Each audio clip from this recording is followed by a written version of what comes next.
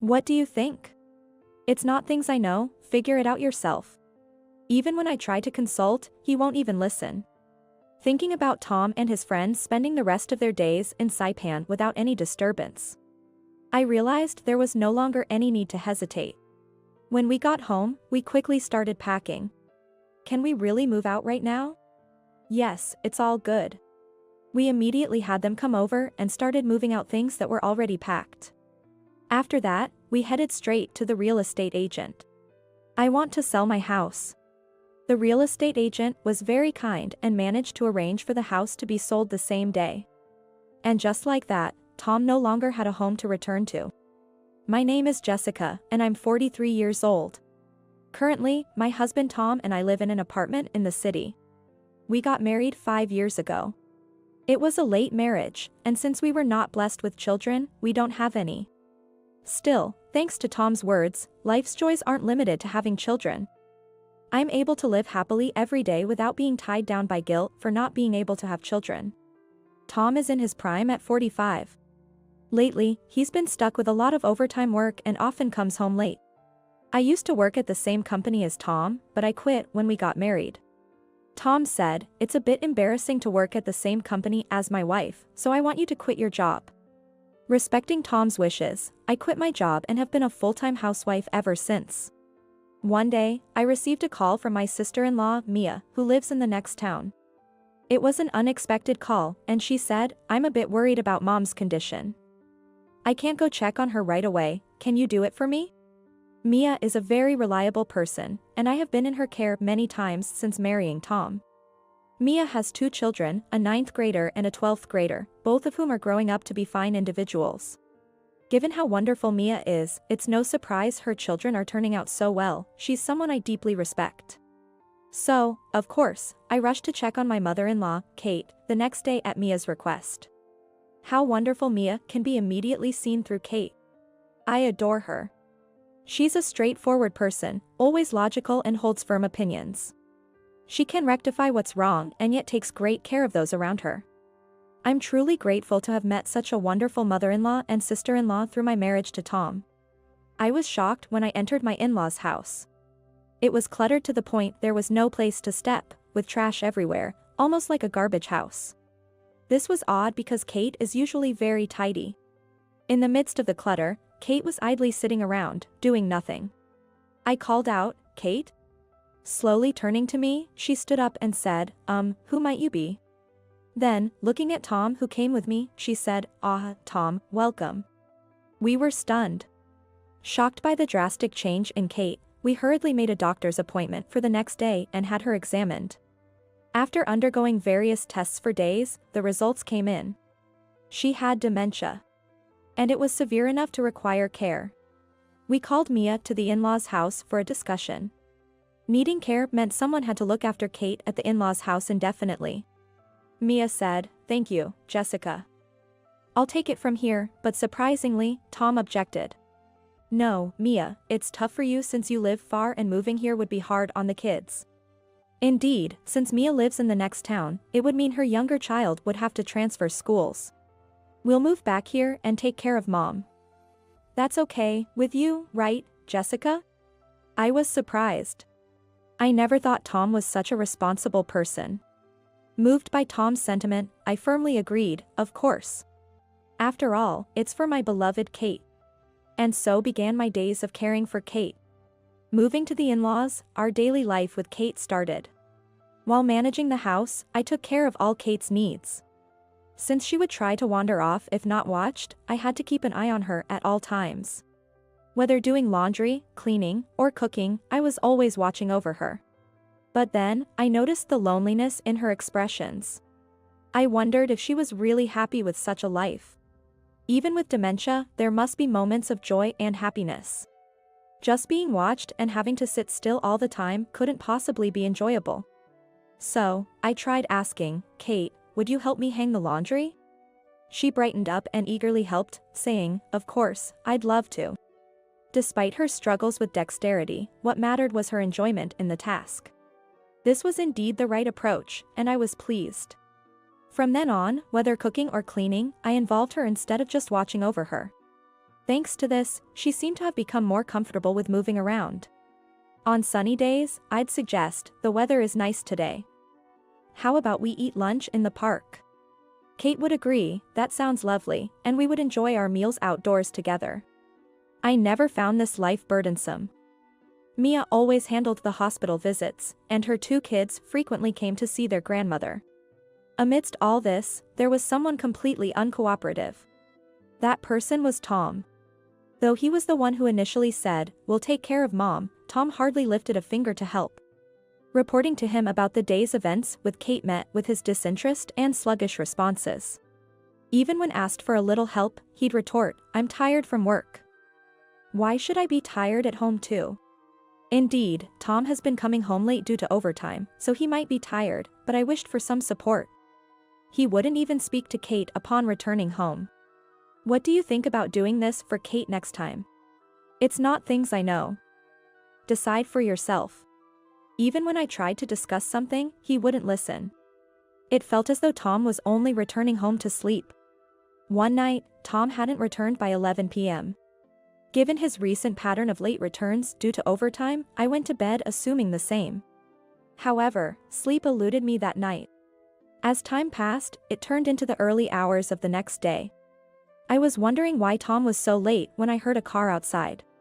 Thinking it was unusual to hear a car at such a late hour, I looked out the window and saw Tom getting out of the car. And in the driver's seat, there was a woman. In a moment that seemed surreal, they laughed together and, unbelievably, kissed. Without realizing, I had captured this moment on my phone, impressed by my own reflexes. Our bedroom at the in-laws is on the ground floor. Not far from the window to the car, the photo captured the scene perfectly. Shocked, my hands wouldn't stop shaking. Hearing the front door open, I quickly got back into bed. And that photo would later become my trump card. Since that night, I started paying close attention to Tom's behavior. And then, several inconsistencies began to emerge. Thinking about it, even the overtime he claimed to have was suspicious. Tom might have forgotten, but I used to work at the same company as him. I knew what kind of work he did, and it was clear that his job didn't require overtime if you thought about it. And it was possible to verify such a small lie. I called my former colleague and friend, Ashley, after a long time. It's been a while. What's up? Sorry to call out of the blue, but I wanted to ask something. How's Tom's department doing? Are they really busy? Tom's? No, I was assigned to the same department as Tom just last month. But it's really slow. I feel bad for getting paid for this. Just as I thought. There's no way he could be doing overtime in such a slow situation. That means Tom must be spending those evenings he claimed to be working late with his affair partner. My suspicion turned into conviction. One morning, Tom was about to leave for work with a large bag in his hand. I found it suspicious and asked, "What's with that big bag?" Tom, visibly flustered, said, "I suddenly have to go on a week-long business trip. Take care of things while I'm gone." A whole week? Where to? I need to check at the office. I'm not sure yet. Anyway, I'm off. And he hurried out. I sent a message to Ashley. Is anyone scheduled for a business trip today? I haven't checked, but there shouldn't be. We haven't had any big projects come in recently. Just as I thought. So, he's planning to be away for a week to meet his affair partner. Then, Jessica, Kate called out my name. She showed me a piece of paper. It had Tom's handwriting, with what seemed to be the name and phone number of a hotel, along with today's and tomorrow's dates and a room number. This fell out of Tom's pocket when I was doing his laundry the other day. I should have given it to you sooner. I'm sorry, Jessica. For Tom's behavior. So, Kate, you knew about Tom too? Jessica, we can't just let this slide. Tom needs to face the consequences of his actions. We don't have time to mope around. Kate's words were as if she was back to her old self before the dementia. Seeing her so determined filled me with resolve. Yes. I will never forgive him. First, with Kate's approval, we decided to call Mia.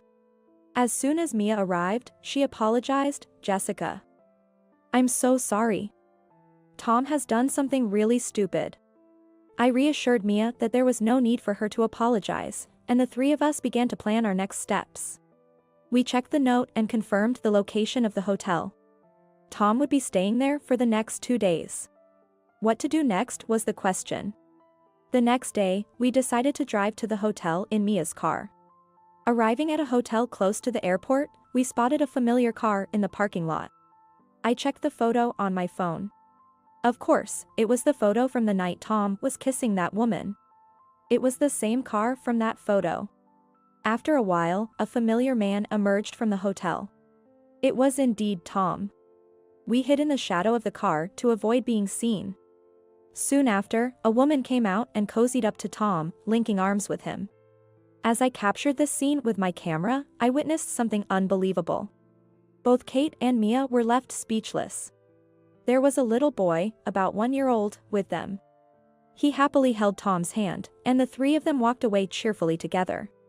To anyone passing by, they would look like nothing but a happy, close-knit family. And here I was, his real wife, taking photos of this scene.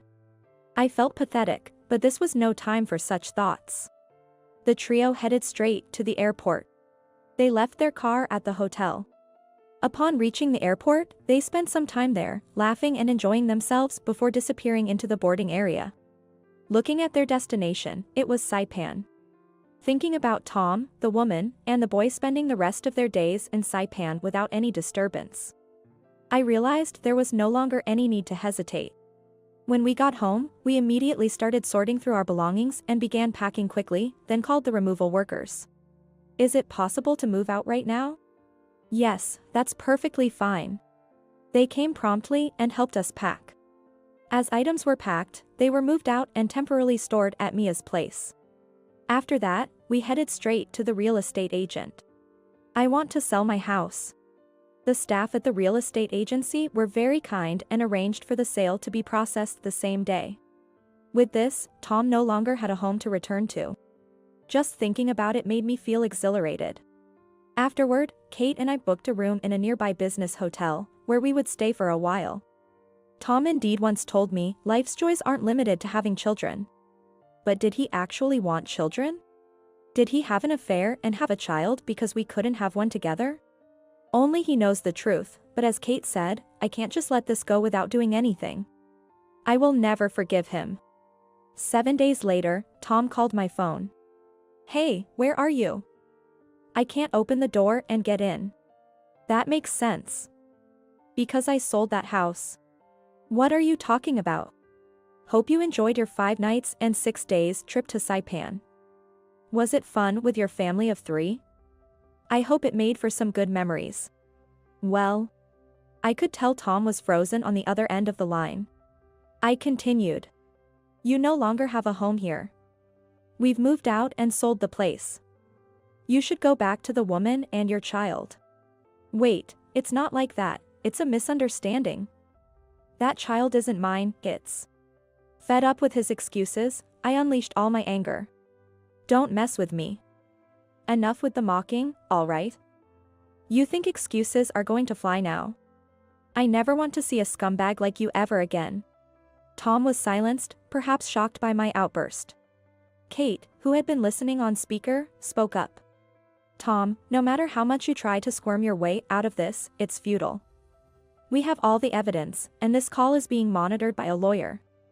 I'm severing ties with you as a parent. Don't expect any leniency or inheritance from me. But... Wait, Mom. You're not even showing signs of dementia. Idiot. I am genuinely diagnosed with dementia. But how could I not be there for Jessica in her time of need? She has been by my side through everything. I couldn't call myself a mother-in-law if I didn't repay that. Hearing this, tears welled up in my eyes. Despite everything my husband did, I was fortunate to have such a kind Kate and a supportive Mia. I was truly blessed as a daughter-in-law. Later, I divorced him. Thanks to the excellent support from the lawyer, I could divorce without any troubles.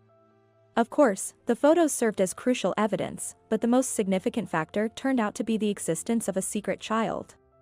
The fact that I couldn't have children was also part of the reason, which feels quite complex when I think about it. I reported all the details of the affair to Tom's company, and he quickly became the subject of rumors there. However, these were not good rumors, and as a result, he was met with cold stares from everyone, from his coworkers to his superiors. Despite being unable to quit his job, he now works miserably, looked down upon by everyone. The affair partner, now aware of his financial ruin, treats him coldly, and he's not even allowed to see the child. Though he still has to pay child support. His life has become quite pitiful, both financially and mentally. Mia's eldest child got accepted into college and started living independently. Because of that, Kate began living with Mia. I purchased a plot of land and built a small, single-story house on it. It was there that I began a new chapter in my life. Utilizing the qualifications I already had, I now work from home. Kate and Mia often visit, so I never feel lonely. The dementia Kate had seems like a distant memory now. Although the doctors say it's hard to declare a full recovery, she credits her improvement to my support. I'm determined to find more joy in my life and live happily ever after.